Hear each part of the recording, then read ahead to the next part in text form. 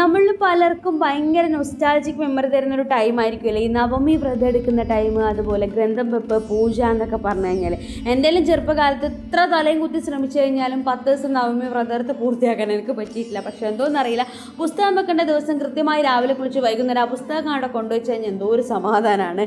അപ്പോൾ ഇതാ പിന്നെയും ഒരു നവരാത്രി കൂടെ വന്നിട്ടുള്ളത്. നമ്മളിപ്പോൾ ചെന്നൈയിലാണുള്ളത്. ഇവിടുത്തെ എല്ലാ അമ്പലത്തിലും ബൊമ്മക്കോലും ഒക്കെ വെച്ച് നല്ല അടിപൊളിയാക്കിയിട്ടുണ്ട്. എന്ത് ഭംഗിയാണ് കാണാമെന്നറിയോ. അവർ ഈ ലൈറ്റൊക്കെ കൊടുത്ത് അലങ്കരിച്ച് വെക്കുന്നത് ഫുൾ കളർഫുള്ളാണ്. അതുമാത്രമല്ല, കുട്ടികളുടെ പരിപാടിയും കാര്യങ്ങളൊക്കെ ആയിട്ട് ഇനിയുള്ള 10 ദിവസം ഇവിടെ ഭയങ്കര ആഘോഷമാണ്. അപ്പം ഞാനും അച്ഛനും അമ്മയും അതും കൂടെ നവരാത്രി ആരംഭത്തിൻ്റെ അന്ന് അമ്പലത്തിലേക്ക് വന്നതാണ്. ഇവിടെ നല്ല അലങ്കരിച്ച് സെറ്റാക്കി വെച്ചിട്ടുണ്ട്. 2 അമ്പലത്തിൽ പോയിട്ടുണ്ടായിരുന്നു. 2ാമത്തെ അമ്പലത്തിലാണ് കൂടുതൽ കുട്ടികളുടെ പരിപാടിയും കാര്യങ്ങളൊക്കെ ഉണ്ടായിട്ടുണ്ടായിരുന്നത്. ഇവിടെ പൂജയും കാര്യങ്ങളൊക്കെ നടക്കുന്നുണ്ട്.